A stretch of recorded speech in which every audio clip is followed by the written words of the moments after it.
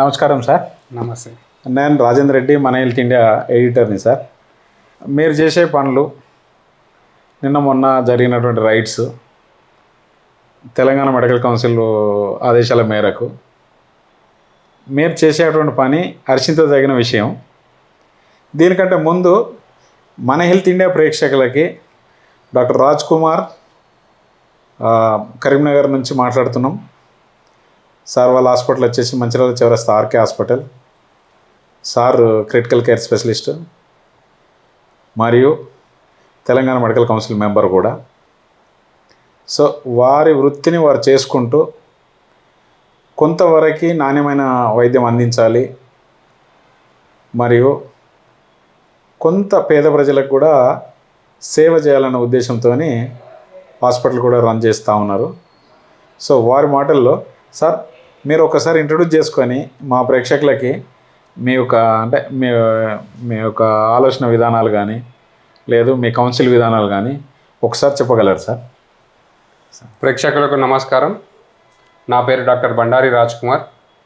నేను MD anaesthesia and critical care specialist, RK hospitals chairman Karimnagar, మరియు HRDA district president Karimnagar and Telangana state medical council EC member. ఏదైతే ఈ మధ్య మనం చూస్తున్నామో తెలంగాణ స్టేట్ మెడికల్ కౌన్సిల్ ఏదైతే నకిలీ వైద్యులని, అది ఆర్ఎంపీ రూరల్ మెడికల్ ప్రాక్టీషనర్ అని, లేకపోతే ప్రైవేట్ మెడికల్ ప్రాక్టీషనర్స్ అని చెప్పుకునే అర్హత లేని నకిలీ వైద్యులు ఈ మధ్య మేము విస్తృతంగా తనిఖీలు చేస్తున్నాము. దీనిలో భాగంగానే మేము కొన్ని విషయాలు చెప్పదలుచుకున్నాము.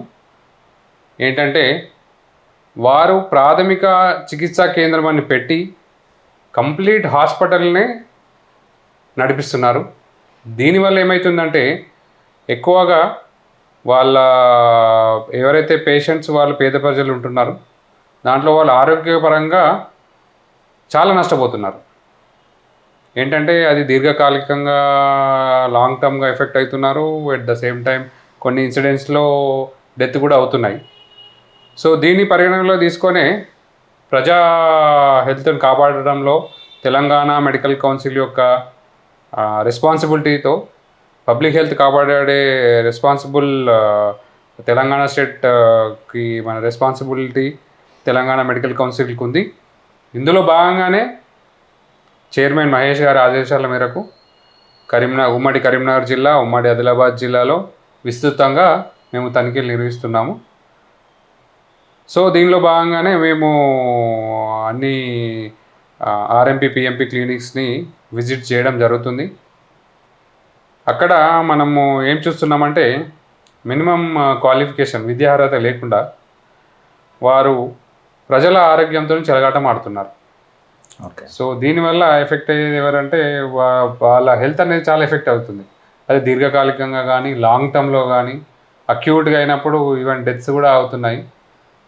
కాబట్టి మన తెలంగాణ మెడికల్ కౌన్సిల్ ఏదైతే చట్టపరంగా ఏదైతే మన సెక్షన్స్ ఉన్నాయో దాని పరంగా మనము ఇవి అమలు చేసుకుంటూ మనము ఈ ప్రజా ఆరోగ్య పరిరక్షణలో మన తెలంగాణ స్టేట్ మెడికల్ కౌన్సిల్ ముందుంది. సార్ ఇప్పుడు మీరు అన్నట్టు తెలంగాణ మెడికల్ కౌన్సిల్ మంచి పనే, నేను కాదనట్లేదు. కానీ దీన్ని మనం ఉన్న పలంగా ఇంతకుముందు మన వైస్ చైర్మన్ శ్రీనివాస్ గారితో కూడా చెప్పినట్టు ఉన్న పలంగా మనం దీన్ని ఆపడం. మీరు అన్నట్టు కొంతమంది అంటే చెడ్డ పనులు చేస్తున్నారు, అది సంఘంలో ప్రజలు గ్రహిస్తున్నారు, డాక్టర్స్ గ్రహిస్తున్నారు, బ్యూరోక్రాట్స్ గ్రహిస్తున్నారు, అందరు పొలిటికల్ లీడర్స్ కూడా ఎవ్రీబడి నోస్.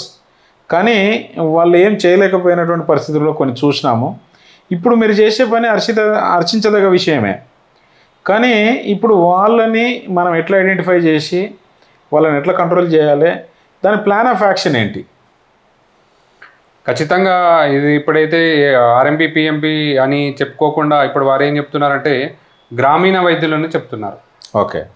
గ్రామీణ వైద్యులని చెప్పి మేము గ్రామీణ ప్రాంతంలోనే మేము సర్వీస్ చేస్తున్నామని చెప్తున్నారు. ఓకే. కానీ నిన్న మొన్న మనం రైడ్ చేస్తే కరీంనగర్ పట్టణంలోనే కూసేంత దూరంలో, మెడికల్ కాలేజ్ కూసేంత ఒక 1 కిలోమీటర్ దూరంలోనే మేము ఐడెంటిఫై చేశాము. ఓకే. వాళ్ళని రైడ్స్ చేసి సీజ్ చేయడం జరిగింది.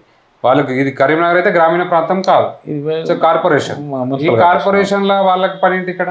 అవును, అదొకటి. అవును. అంటే వాళ్ళు ఖచ్చితంగా నేను చెప్పేది ఏంటంటే వాళ్ళు గ్రామీణ ప్రాంతంలో ఇప్పుడు ప్రస్తుతానికైతే గ్రామీణ ప్రాంతంలో వదిలిపెట్టుదాం, ఓకే, గ్రామీణ ప్రాంతం పక్కకు పెడితే రైట్, వాళ్ళు టౌన్లలో ఈవెన్ మనం చూసాం నిన్న మొన్న హైదరాబాద్లో కూడా. అవును, కూకట్పల్లి, తర్వాత బాలనగరు, అంటే నేను కూడా ఎందుకంటే హైదరాబాద్లో ఉంటాను కాబట్టి సార్, సో వీళ్ళు చేసే పని నేను కూడా హర్షించదగ్గ విషయమే.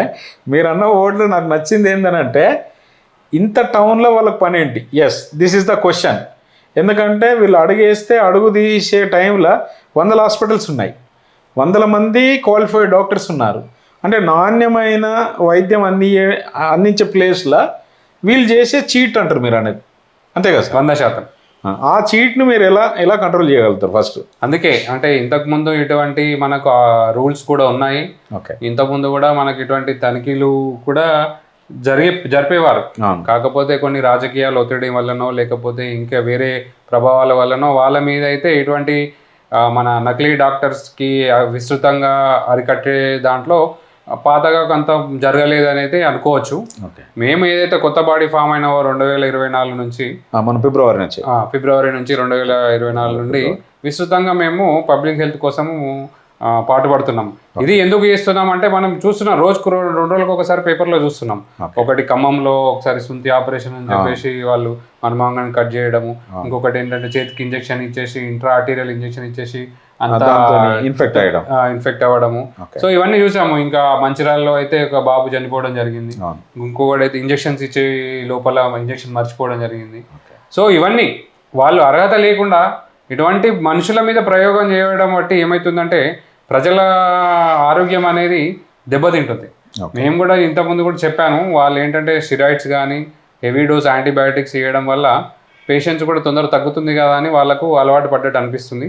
మీ ద్వారా నేను ఒకటి పేషెంట్స్ కానీ లేకపోతే వాళ్ళకి ఏదైతే రిక్వెస్ట్ చేస్తున్నాను ఏంటంటే ప్రజలకు రిక్వెస్ట్ చేస్తున్నా ఏంటంటే మీరు తొందరగా తగ్గుతుంది కదా అని చెప్పేసి మీరు నకిలీ వైద్యుల దగ్గరికి వెళ్ళి ఇష్టమైన ట్రీట్మెంట్ ఇవ్వకండి, తీసుకోకండి. తీసుకుంటే ఏమవుతుందంటే అది లాంగ్ టర్మ్లో మీ ఆర్గాన్స్ ఎఫెక్ట్ అవ్వడం కానీ లేదంటే ఎముకలు కానీ లేకపోతే లాంగ్ టర్మ్ స్టిరాయిడ్ చూడడం వల్ల ఎముకలు పలచబడడం కానీ లేదనుకుంటే యాంటీబయాటిక్స్ యూజ్ చేయడం వల్ల మనకు యాంటీబయాటిక్ రెసిస్టెన్స్ రావడం కానీ.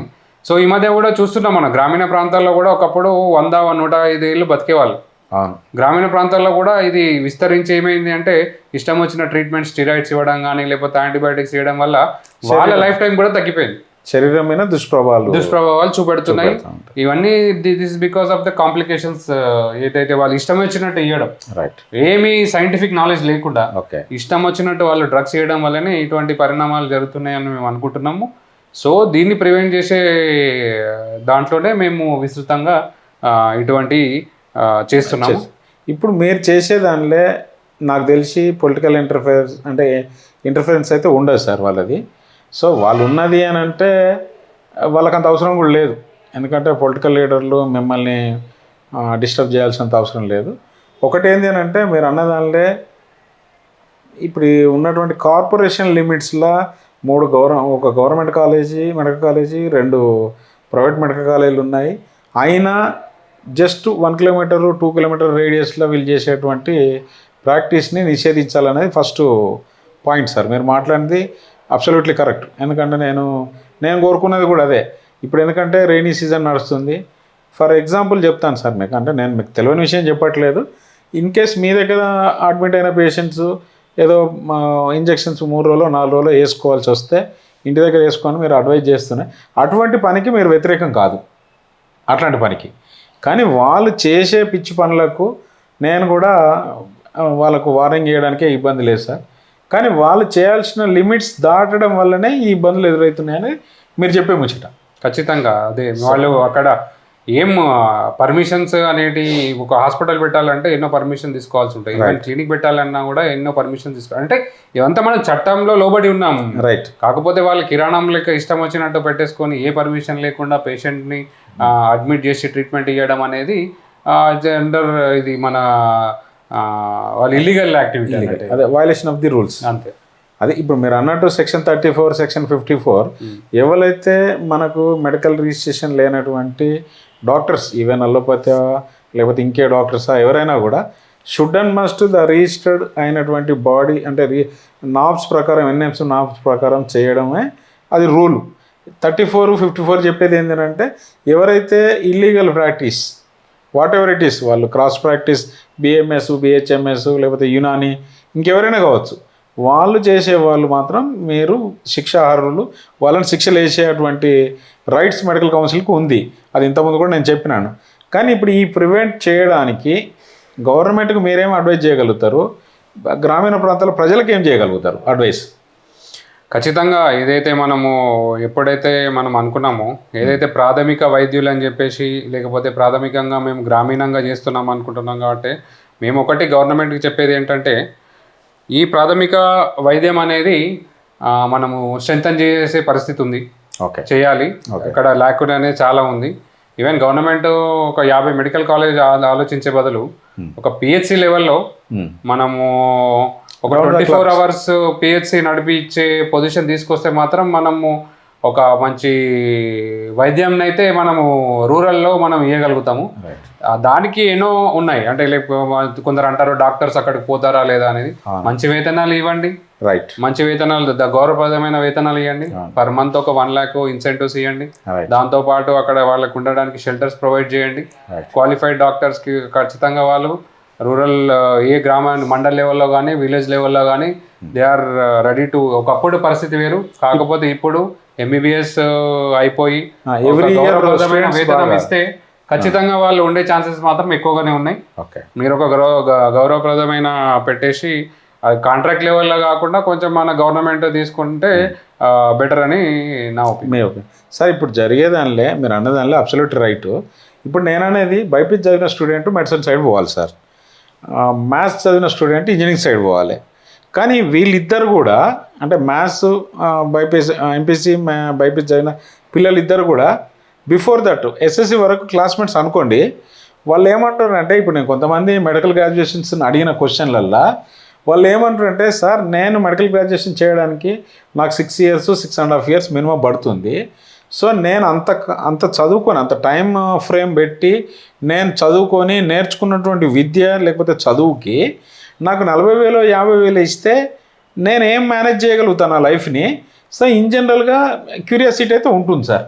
ఎందుకంటే మ్యాథ్స్తో చదువుకున్నాడు బీటెక్ చేసేసి ఏదో సాఫ్ట్వేర్ కంపెనీకి వెళ్ళిపోయి వాడికి 1 lakh salary, Monday to Friday the more work in the company, after 48 hours the relax to brain. So వాళ్ళకు ఆడ 2 రకాల అవకాశాలు ఉన్నాయి. ఒకటి మండే టు ఫ్రైడే వాడు హార్డ్ వర్క్ చేస్తున్నాడు, హార్డ్ వర్క్ని గుర్తించి ఆ కంపెనీస్ వాళ్ళకి మంచి పేమెంట్ ఇస్తున్నాయి. మోర్ ఓవర్ 48 hours రెస్ట్ ఉంటుంది. కానీ మెడికల్ ఫీల్డ్లో రెస్ట్ తీసుకునేటువంటి వీక్లీ 5 days అనే సర్వీస్ మాత్రం త్రూఅవుట్ ప్రపంచంలో అంటే వరల్డ్ మొత్తంలో ఎక్కడ లేదు నాకు తెలిసి. ఎందుకంటే 24/7 ఏదో ఒక డాక్టర్ అయితే పని చేయాలి, ఎందుకంటే పబ్లిక్ ఇన్కన్వీనియన్స్ ఉండకుండా. సో అట్లాంటప్పుడు మీరు అడ్వైజ్ చేసినట్టు ఒక 1 lakh 1.2 లేకపోతే ఇన్సెంటివ్ ఇస్తే అది గవర్నమెంట్ చెయ్యకుండా మనం వీళ్ళందరిని ఆపి అది ఎంతవరకు సాధ్యమవుతుంది? గవర్నమెంట్ దీన్ని ఏం చెయ్యాలి? ఫస్ట్ గవర్నమెంట్ చేయాలంటే వాళ్ళు ఏమంటారంటే బడ్జెట్ లేదంటారు. బడ్జెట్ లేదు అనడానికి మంచి ఆన్సర్ చెప్పండి మీరు. అంటే మీరు 2 ప్రశ్నలు అడిగారు. ఒకటి ఏంటంటే ఎంపీసీ బైపీసీ డిఫరెన్స్ అడిగారు, రైట్. అయితే మీరు ఒకటి ఏదైతే ఇప్పటికైతే మనము అంటే దిస్ ఈజ్ ప్రాక్టికల్ ప్రాబ్లం పిల్లలకి. అంటే చాలా మంది కూడా మనం చూస్తుంటాము, అంటే లైక్ టీవీలలో కానీ ఈవెన్ చాలా మంది సీనియర్ డాక్టర్స్ అడిగినా కూడా మా అబ్బాయిలు మాత్రం మేము డాక్టర్ చేయకుంటున్నాం అంటారు. సరే, అది living it A part. So doctor అనే ప్రొఫెషన్ అనేది చాలా మంచి ప్రొఫెషన్. అందరూ కూడా ఇటువంటి నోబుల్ ప్రొఫెషన్ ని మనీతో కొలవలేరు, రైట్. ఒకటి. ఇంకొకటి ఏంటంటే ఎవరైతే కష్టపడి అట్లా లైక్ మనం ప్రజాసేవ చేయాలనుకుంటున్నారో లేకపోతే ఇంకా అంటే లైక్ మానవ సేవ మాధవ సేవ అన్నట్టు అటువంటి సేవ చేయాలనుకున్న వారు ఈ ప్రొఫెషన్ని ఎంచుకుంటారు, రైట్. సో ఈ క్రైటీరియాకు ఆ క్రైటీరియాకు డిఫరెన్స్ ఉండదు. అందుకే మనం చూస్తున్నాము ఇప్పుడు ఎంబీబీఎస్ చాలా మంది అమ్మాయిలే ఉంటున్నారు. 100 మంది క్లాస్లో ఉంటే 70 నుంచి 80 మంది అమ్మాయిలు వస్తున్నారు. అటువంటి భావగలిగే అంటే లైక్ మోస్ట్ 90 to 95% వాళ్ళు సేవ చేసే ఆలోచనతోనే వస్తున్నారు. సో అది అంటే ప్లస్ మనం ఇంకోటి కూడా అనుకోవచ్చు, మహిళలు కూడా మంచి అభివృద్ధి అంటే లైక్ ఇన్నోవేటివ్గా వస్తున్నారు. సో అది మనం చెప్పొచ్చు. అవును ఇంకో క్వశ్చన్ మీరు ఏం అడిగినట్టే బడ్జెట్ లేదు లేకపోతే గవర్నమెంట్ అనేది ఒకటి అడిగారు. అవును సో దీన్ని చూసుకుంటే మనము ఇదైతే ఇంపాసిబుల్ అయ్యే సిచ్యువేషన్ అయితే కాదు. కాదు రైట్. ఇది ఇది వెరీ మచ్ పాసిబుల్. Right. ఇవి ఇక్కడ కేరళలో This is very need. Very need. అవును సో ఇటువంటి ఇప్పుడు మనం ఇంత తనిఖీలు చేస్తున్నప్పుడు ఖచ్చితంగా ఇప్పుడు గవర్నమెంట్ యాక్టివ్గా పార్టిసిపేట్ చేసి రైట్. గ్రామీణ లెవెల్లో అంటే ప్రాథమిక లెవెల్లో ఓకే ఈ పిహెచ్సి అనేది బస్తీ దవాఖానాలను పెట్టారు. అది కాకపోతే లాస్ట్ ప్రీవియస్ గవర్నమెంట్ పెట్టారు కానీ అది సరిగా ఇంప్లిమెంట్ అయిందో లేదో కానీ ఫంక్షనింగ్ కొద్దిగా కష్టం ఫంక్షనింగ్ కొంచెం ఇబ్బంది కష్టంగా అవుతుంది. అవును అట్లా. కాకపోతే ఈ లెవెల్లో మనం పిహెచ్సి ప్రైమరీ హెల్త్ సెంటర్ ఒక 24 hours నడిపించగలిగే మనము గవర్నమెంట్ యాక్టివ్గా తీసుకుంటే మాత్రం రైట్ ఖచ్చితంగా ఇలా అవసరం అనేది ఉండదు. నకిలీ వైద్యులు అనే అవసరం ఉండదు. ఉండదు. ఒకప్పుడు ఈ అవసరం అంటే లైక్ ఎప్పుడైతే అప్పుడు డాక్టర్ అన్ని communication చూసేవాడు మేము అంత దూరం పోవాలి అనుకునేవారు. అవును కాకపోతే ఇప్పుడు డాక్టర్స్ కూడా సఫిషియెంట్ గానే ఉన్నారు. Yeah. గవర్నమెంట్ కొంచెం యాక్టివ్గా తీసుకొని ఈ విషయాన్ని తీసుకొని ఖచ్చితంగా ఇటువంటివి చేయగలిగితే మాత్రం పిహెచ్సి లెవెల్లో మెరుగైన వైద్య సేవలు ఈ మనము ప్రజలకు ఇచ్చే ఛాన్సెస్ ఎక్కువ ఉన్నాయి. సో ఇది ఇంపాసిబుల్ అయ్యే ఛాన్స్ అయితే కాదు. ఇది బడ్జెట్తో కూడుకున్నది కూడా కాదు. కాకపోతే ఏదైతే సిస్టంలో కొంచెం తెలిసిన వాళ్ళు కానీ కొంచెం అడ్వైజ్ ఇచ్చే వాళ్ళు మంచి వాళ్ళు ఉంటే మాత్రం ఖచ్చితంగా పిహెచ్సి లెవెల్లో 24 hours 24/7 అనేది మనం నడిపించగలిగితే మాత్రం అద్భుతమైన రిజల్ట్స్ అయితే ఉంటాయి ఈ గవర్నమెంట్కి.